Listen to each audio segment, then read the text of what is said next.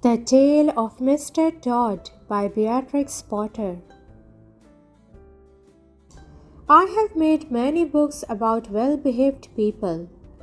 Now, for a change, I am going to make a story about two disagreeable people called Tommy Brock and Mr. Todd. Nobody could call Mr. Todd nice. The rabbits could not bear him. They could smell him half a mile off. He was of a wandering habit and he had foxy whiskers. They never knew where he would be next.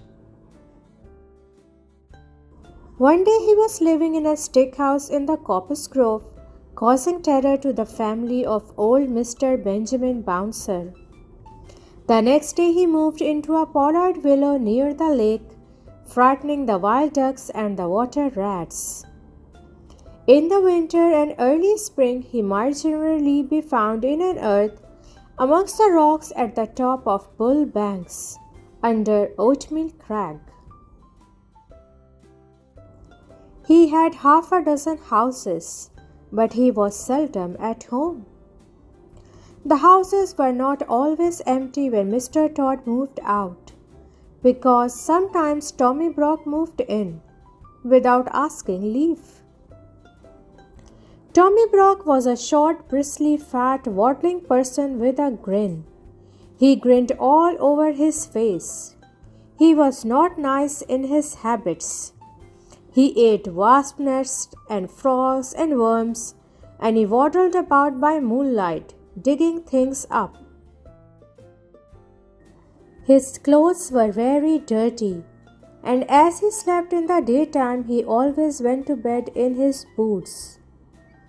And the bed which he went to bed in was generally Mr. Todd's.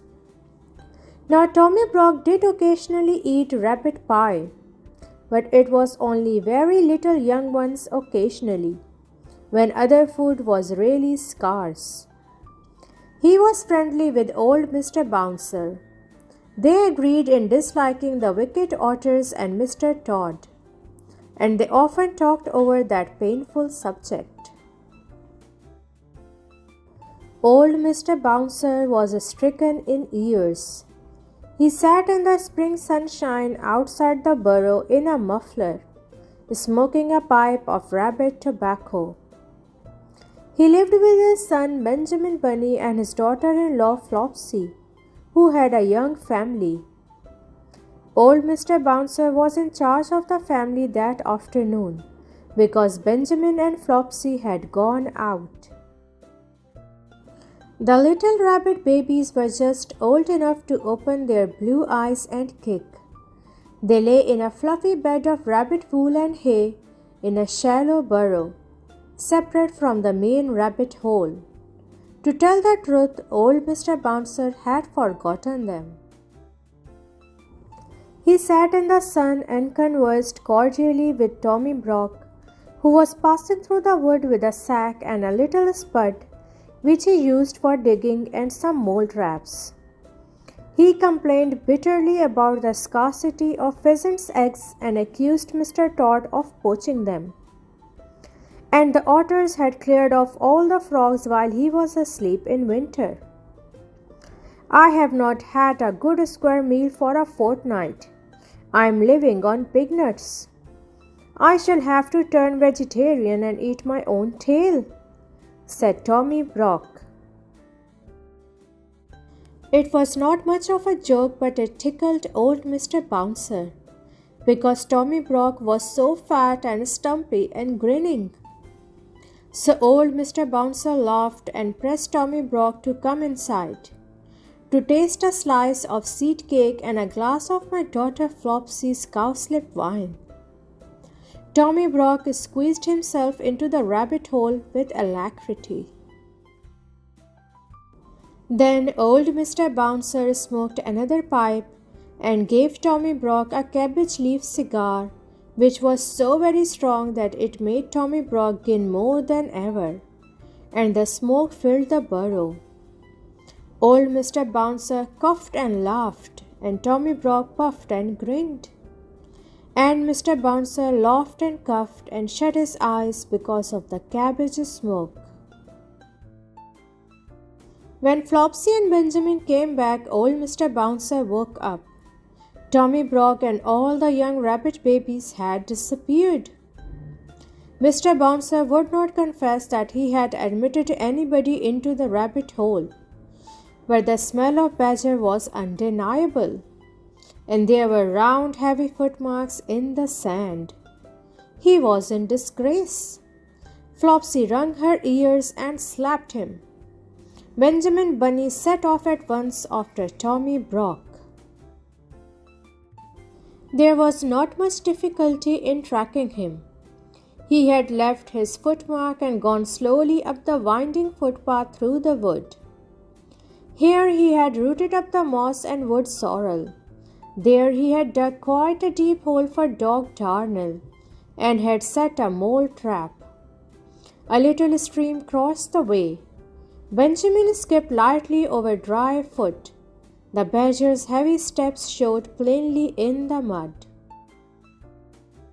The path led to a part of the thicket where the trees had been cleared. There were leafy oak stumps and a sea of blue hyacinths. But the smell that made Benjamin stop was not the smell of flowers. Mr. Todd's stick house was before him, and for once Mr. Todd was at home. There was not only a foxy flavor in proof of it, there was smoke coming out of the broken pail that served as a chimney. Benjamin Bunny sat up, staring, his whiskers twitched. Inside the stick house, somebody dropped a plate and said something. Benjamin stamped his foot and bolted. He never stopped till he came to the other side of the wood. Apparently, Tommy Brock had turned the same way. Upon the top of the wall there were again the marks of badger, and some ravelings of a sack had caught on a briar. Benjamin climbed over the wall into a meadow. He found another mole trap newly set. He was still upon the track of Tommy Brock. It was getting late in the afternoon. Other rabbits were coming out to enjoy the evening air. One of them, in a blue coat by himself, was busily hunting for dandelions. "Cousin Peter! Peter Rabbit! Peter Rabbit!" shouted Benjamin Bunny. The blue-coated rabbit sat up with pricked ears. "Whatever is the matter, Cousin Benjamin? Is it a cat? Or John's toad ferret?" "No, no, no! He has bagged my family, Tommy Brock, in a sack. Have you seen him?" "Tommy Brock? How many, Cousin Benjamin?" "7, Cousin Peter, and all of them twins. Did he come this way? Please tell me quick." Yes, not 10 minutes since. He said they were caterpillars. I did think they were kicking rather hard for caterpillars. Which way has he gone, Cousin Peter?" "He had a sack with something alive in it. I watched him set a mole trap." "Let me use my mind, Cousin Benjamin. Tell me from the beginning." Benjamin did so. "My Uncle Bouncer has displayed a lamentable want of discretion for his years," said Peter reflectively, "but there are 2 hopeful circumstances.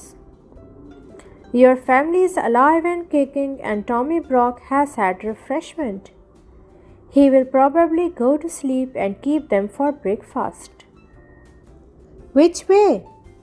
"Cousin Benjamin, compose yourself. I know very well which way. Because Mr. Todd was at home in the stick house, he has gone to Mr. Todd's other house, at the top of Bull Banks.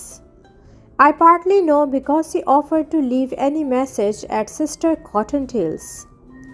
He said he would be passing. Cottontail had married a black rabbit and gone to live on the hill."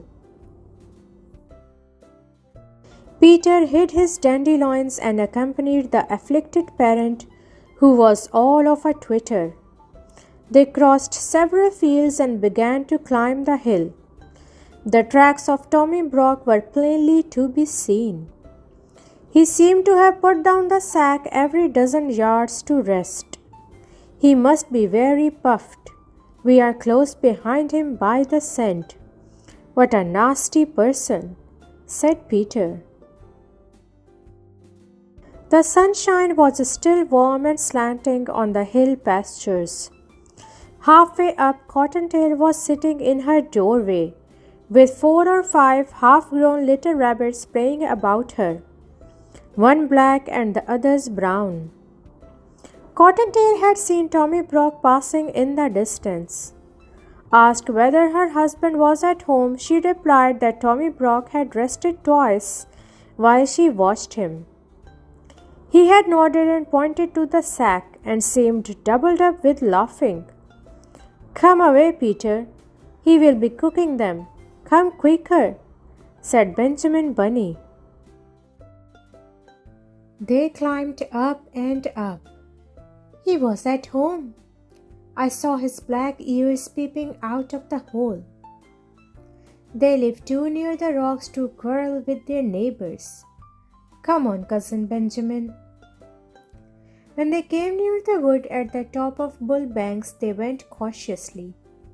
The trees grew amongst heaped up rocks, and there, beneath a crack, Mr. Todd had made one of his homes. It was at the top of a steep bank. The rocks and bushes overhung it. The rabbits crept up carefully, listening and peeping. This house was something between a cave, a prison, and a tumble-down pigsty. There was a strong door which was shut and locked. The setting sun made the window panes glow like red flame, but the kitchen fire was not alight. It was neatly laid with dry sticks. As the rabbits could see when they peeped through the window, Benjamin sighed with relief. But there were preparations upon the kitchen table which made him shudder. There was an immense empty pie dish of blue willow pattern, and a large carving knife and fork, and a chopper. At the other end of the table was a partly unfolded tablecloth, a plate, a tumbler, a knife and fork, salt cellar, mustard, and a chair. In short, preparations for one person's supper.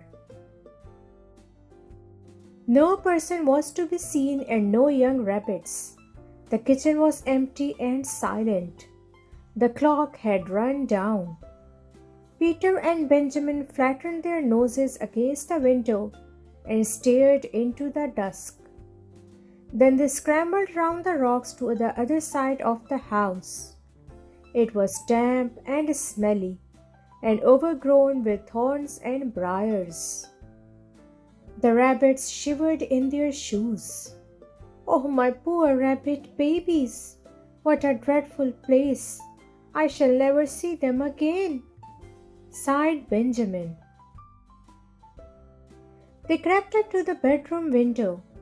It was closed and bolted like the kitchen, but there were signs that this window had been recently opened. The cobwebs were disturbed, and there were fresh dirty footmarks upon the window sill.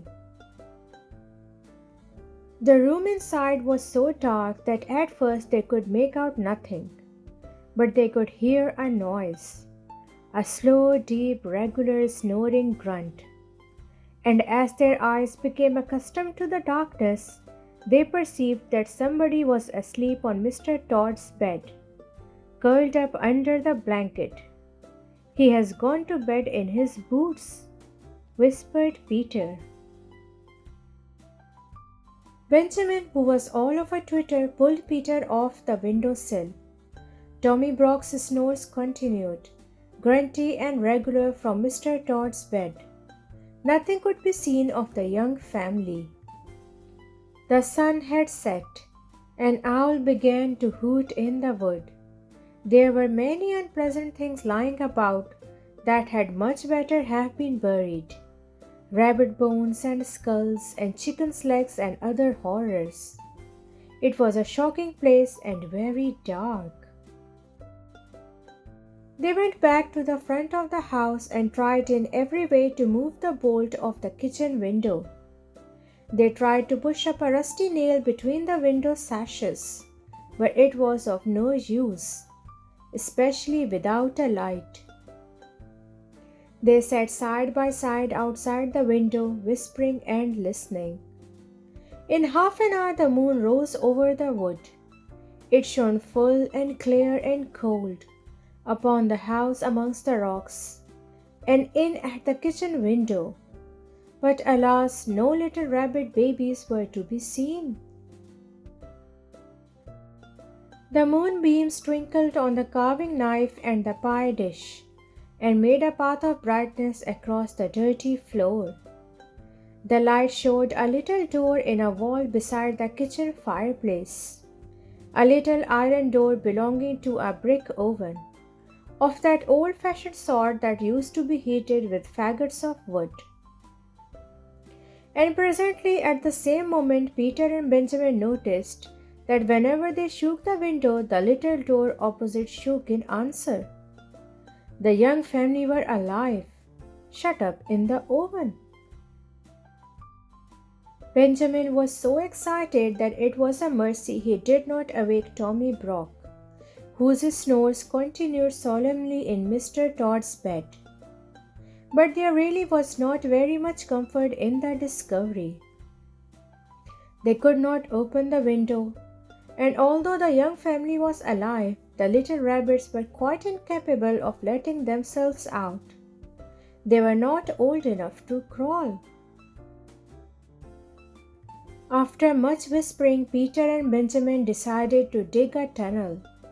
They began to burrow a yard or two lower down the bank. They hoped that they might be able to work between the large stones under the house. The kitchen floor was so dirty that it was impossible to say whether it was made of earth or flags. They dug and dug for hours. They could not tunnel straight on account of stones. But by the end of the night, they were under the kitchen floor. Benjamin was on his back, scratching upwards. Peter's claws were worn down. He was outside the tunnel, shuffling sand away. He called out that it was morning, sunrise, and that the jays were making a noise down below in the woods. Benjamin Bunny came out of the dark tunnel, shaking the sand from his ears. He cleaned his face with his paws. Every minute the sun shone warmer on the top of the hill. In the valley there was a sea of white mist, with golden tops of trees showing through. Again from the fields down below in the mist there came the angry cry of a jay, followed by the sharp yelping bark of a fox. Then those two rabbits lost their heads completely. They did the most foolish thing that they could have done.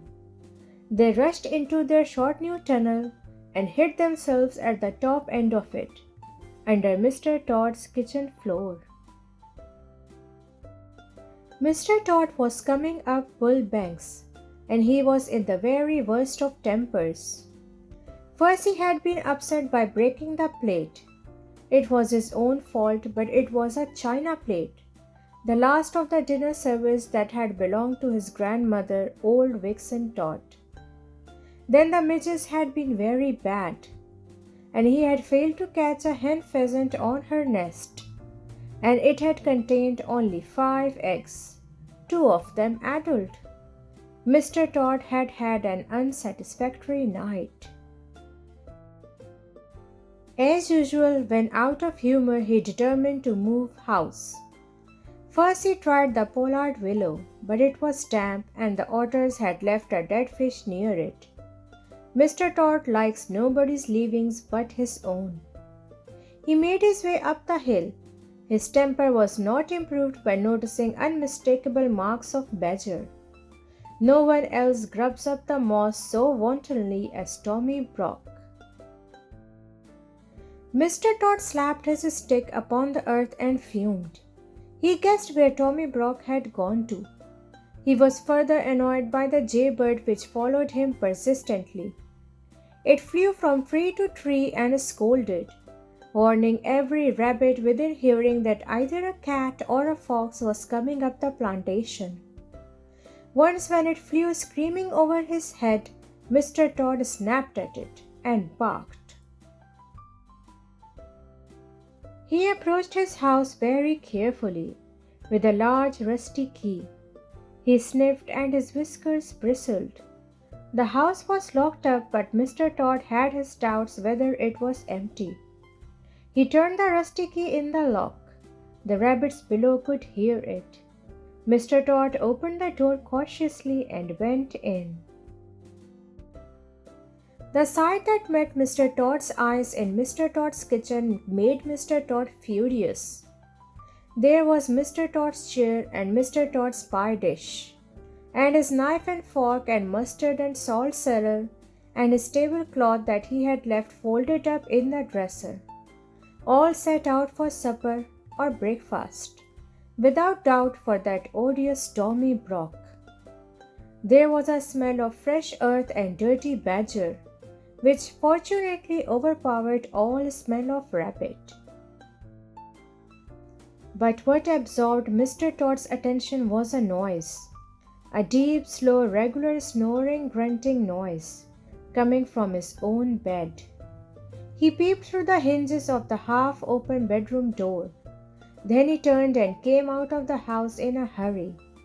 His whiskers bristled and his coat collar stood on end with rage.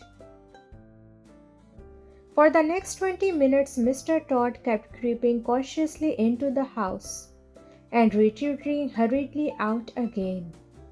By degrees, he ventured further in, right into the bedroom. When he was outside the house, he scratched up the earth with fury. But when he was inside, he did not like the look of Tommy Brock's teeth.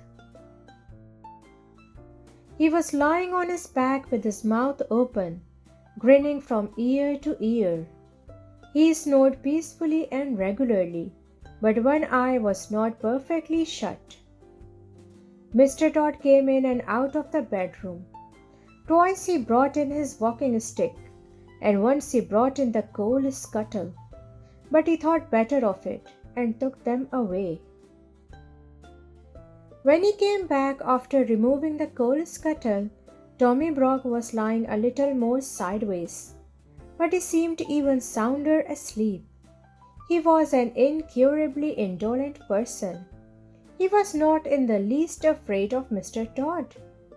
He was simply too lazy and comfortable to move. Mr. Tod came back yet again into the bedroom with a clothesline. He stood a minute watching Tommy Brock and listening attentively to the snores. They were very loud indeed, but seemed quite natural. Mr. Tod turned his back towards the door and undid the window. It creaked. He turned round with a jump. Tommy Brock, who had opened one eye, shut it hastily. The snores continued. Mr. Tod's proceedings were peculiar and rather difficult, because the bed was between the window and the door of the bedroom. He opened the window a little way and pushed out the greater part of the clothesline onto the window sill. The rest of the line, with a hook at the end, remained in his hand. Tommy Brock snored conscientiously. Mr. Tod stood and looked at him for a minute, then he left the room again. Tommy Brock opened both eyes and looked at the rope and grinned. There was a noise outside the window. Tommy Brock shut his eyes in a hurry. Mr. Tod had gone out at the front door and round to the back of the house. On the way, he stumbled over the rabbit burrow. If he had had any idea who was inside it, he would have pulled them out quickly.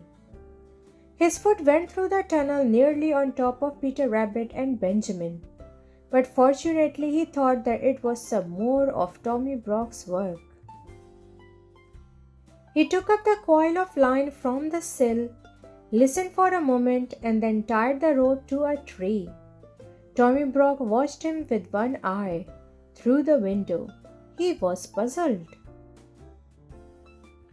Mr. Todd fetched a large, heavy pailful of water from the spring and staggered with it through the kitchen into his bedroom. Tommy Brock snored industriously, with rather a snort. Mr. Todd put down the pail beside the bed, took up the end of rope with the hook, hesitated, and looked at Tommy Brock. The snores were almost apoplectic, but the grin was not so big. Mr. Todd gingerly mounted a chair by the head of the bedstead. His legs were dangerously near to Tommy Brock's teeth. He reached up and put the end of the rope with the hook over the head of the tester bed, where the curtains ought to hang. Mr. Todd's curtains were folded up and put away, owing to the house being unoccupied. So was the counterpane. Tommy Brock was covered with a blanket only. Mr. Todd, standing on the unsteady chair, looked down upon him attentively. He really was a first-prize sound sleeper. It seemed as though nothing would waken him, not even the flapping rope across the bed. Mr. Todd descended safely from the chair and endeavored to get up again with the pail of water. He intended to hang it from the hook dangling over the head of Tommy Brock in order to make a sort of shower bath, worked by a string through the window. But naturally, being a thin-legged person, though vindictive and sandy-whiskered, he was quite unable to lift the heavy weight to the level of the hook and rope. He very nearly overbalanced himself. The snores became more and more apoplectic. One of Tommy Brock's hind legs twitched under the blanket, but still he slept on peacefully. Mr. Todd and the pail descended from the chair without incident. After considerable thought, he emptied the water into a wash basin and jug. The empty pail was not too heavy for him. He slung it up, wobbling over the head of Tommy Brock. Surely there never was such a sleeper. Mr. Todd got up and down and up on the chair. As he could not lift the whole pailful of water at once, he fetched a milk jug and ladled quarts of water into the pail by degrees. The pail got fuller and swung like a pendulum. Occasionally a drop splashed over, but still Tommy Brock snored regularly and never moved, except one eye. At last Mr. Todd's preparations were complete. The pail was full of water, the rope was tightly strained over the top of the bed and across the windowsill to the tree outside. It will make a great mess in my bedroom, but I could never sleep in that bed again without a spring cleaning of some sort, said Mr. Todd. Mr. Todd took a last look at the badger and softly left the room. He went out of the house, shutting the door. The rabbits heard his footsteps over the tunnel. He ran round behind the house, intending to undo the rope in order to let fall the pailful of water upon Tommy Brock. I will wake him up with an unpleasant surprise, said Mr. Todd. The moment he had gone, Tommy Brock got up in a hurry. He rolled Mr. Todd's dressing gown into a bundle, put it into the bed beneath the pail of water instead of himself, and left the room also, grinning immensely. He went into the kitchen, lighted the fire, and boiled the kettle. For the moment he did not trouble himself to cook the baby rabbits. When Mr. Todd got to the tree, he found that the weight and strain had dragged the knot so tight that it was past untying. He was obliged to gnaw it with his teeth. He chewed and gnawed for more than 20 minutes. At last the rope gave way with such a sudden jerk that it nearly pulled his teeth out and quite knocked him over backwards. Inside the house there was a great crash and splash, and the noise of a pail rolling over and over. But no screams. Mr. Todd was mystified. He sat quite still and listened attentively. Then he peeped in at the window. The water was dripping from the bed. The pail had rolled into a corner. In the middle of the bed, under the blanket, was a wet, flattened something, much dinged in the middle where the pail had caught it, as it were across the tummy. Its head was covered by the wet blanket, and it was not snoring any longer. There was nothing stirring and no sound except the drip, drop, drop, drip of water trickling from the mattress. Mr. Todd watched it for half an hour. His eyes glistened. Then he cut a caper and became so bold that he even tapped at the window. But the bundle never moved. Yes, there was no doubt about it. It had turned out even better than he had planned. The pail had hit poor old Tommy Brock and killed him dead. I will bury that nasty person in the hole which he has dug. I will bring my bedding out and dry it in the sun, said Mr. Todd. I will wash the tablecloth and spread it on the grass in the sun to bleach. And the blanket must be hung up in the wind, and the bed must be thoroughly disinfected and aired with a warming pan and warmed with a hot water bottle. I will get soft soap and monkey soap and all sorts of soap, and soda and scrubbing brushes and Persian powder and carbolic to remove the smell. I must have a disinfecting. Perhaps I may have to burn sulfur. He hurried round the house to get a shovel from the kitchen. First I will arrange the hole, then I will drag out that person in the blanket. He opened the door. Tommy Brock was sitting at Mr. Todd's kitchen table, pouring out tea from Mr. Todd's teapot into Mr. Todd's teacup. He was quite dry himself and grinning, and he threw the cup of scalding tea all over Mr. Todd. Then Mr. Todd rushed upon Tommy Brock, and Tommy Brock grappled with Mr. Todd amongst the broken crockery, and there was a terrific battle all over the kitchen. To the rabbits underneath, it sounded as if the floor would give way at each crashing of falling furniture. They crept out of their tunnel and hung about amongst the rocks and bushes, listening anxiously. Inside the house, the racket was fearful. The rabbit babies in the oven woke up trembling.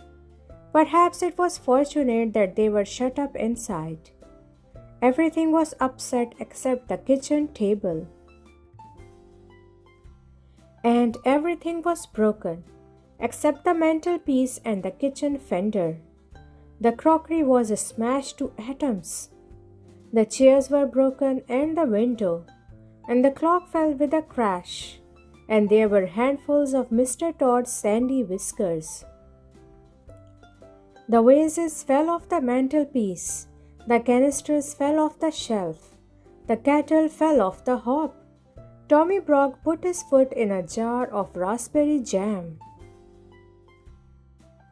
and the boiling water out of the kettle fell upon the tail of Mr. Todd. When the kettle fell, Tommy Brock, who was still grinning, happened to be uppermost, and he rolled Mr. Todd over and over like a log out at the door. Then the snarling and worrying went on outside, and they rolled over the bank and down the hill, bumping over the rocks. There will never be any love lost between Tommy Brock and Mr. Todd. As soon as the coast was clear, Peter Rabbit and Benjamin Bunny came out of the bushes. "Now for it! Run in, Cousin Benjamin! Run in and get them while I watch at the door." But Benjamin was frightened. Oh, they are coming back." "No, they are not." Yes, they are. What dreadful bad language. I think they have fallen down the stone quarry. Still, Benjamin hesitated and Peter kept pushing him. Be quick, it's all right. Shut the oven door, Cousin Benjamin, so that he won't miss them. Decidedly, there were lively doings in Mr. Todd's kitchen. At home in the rabbit hole, things had not been quite comfortable. After quarreling at supper, Flopsy and old Mr. Bouncer had passed a sleepless night and quarreled again at breakfast. Old Mr. Bouncer could no longer deny that he had invited company into the rabbit hole, but he refused to reply to the questions and reproaches of Flopsy. The day passed heavily. Old Mr. Bouncer, very sulky, was huddled up in a corner, barricaded with a chair. Flopsy had taken away his pipe and hidden the tobacco. She had been having a complete turn out and spring cleaning to relieve her feelings. She had just finished. Old Mr. Bouncer, behind his chair, was wondering anxiously what she would do next. In Mr. Todd's kitchen, amidst the wreckage, Benjamin Bunny picked his way to the oven nervously, through a thick cloud of dust. He opened the oven door, felt inside, and found something warm and wriggling.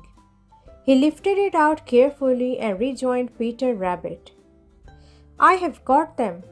Can we get away? Shall we hide, Cousin Peter? Peter pricked his ears. Distant sounds of fighting still echoed in the wood. 5 minutes afterwards, 2 breathless rabbits came scuttering away down Bull Banks, half carrying, half dragging a sack between them, bumpety bump over the grass. They reached home safely and burst into the rabbit hole. Great was old Mr. Bouncer's relief and Flopsy's joy when Peter and Benjamin arrived in triumph with a young family. The rabbit babies were rather tumbled and very hungry. They were fed and put to bed. They soon recovered. A new long pipe and a fresh supply of rabbit tobacco was presented to Mr. Bouncer. He was rather upon his dignity, but he accepted. Old Mr. Bouncer was forgiven and they all had dinner. Then Peter and Benjamin told their story. But they had not waited long enough to be able to tell the end of the battle between Tommy Brock and Mr. Todd. The end.